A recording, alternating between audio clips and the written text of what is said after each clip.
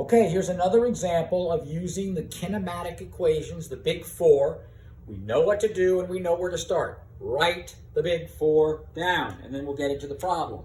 So distance equals average rate, add them together, divide by 2 times time. Velocity final equals initial velocity plus AT. The equation that guarantees us that the acceleration is constant, it's the slope of velocity. The distance equals 1/2 AT squared plus V0T.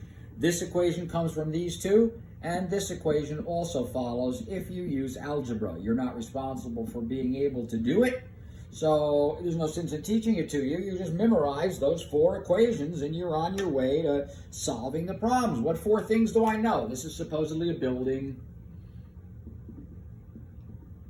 It's 20 meters high, and I drop a ball from the top of the building to the ground.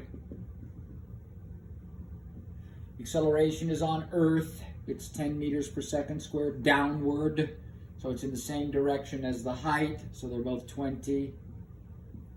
But the ball starts at rest. And that's V initial equals 0. A equals 10 meters per second squared. And the distance is 20 meters. Those are the three things I know. I can circle them in my big four and get well on my way. I know the initial velocity, the distance, and I know the acceleration. Initial velocity, distance, acceleration. Initial velocity, distance, acceleration. This will be good for time, but it's a quadratic. Initial velocity, distance, acceleration. Aha! I like this for finding the final velocity because there's no quadratic to solve. The final velocity is it's squared, so take the square root of the initial velocity, which is 0, plus 2 times the acceleration, which is 10, and the height, which is 20. So that's equal to the square root of 2 times 10 is 20. 20 times 20 is 400. The square root of 400 is 20. No calculators allowed. So your numbers are going to be easy because no calculators allowed, I promise you. It hits at 20 meters per second. If I wanted to know how long it took to get there, I could solve the quadratic, or I could go immediately to this equation here, or I could go to this equation here. It doesn't matter. This one looks kind of easy to use. That the final velocity is 20 equals the initial velocity plus the acceleration times the time. So 20 minus 0 is 20, divided by 10, 20 over 10, which is 2 seconds, is equal to the time it took for the object to fall. So it fell 20 meters in 2 seconds.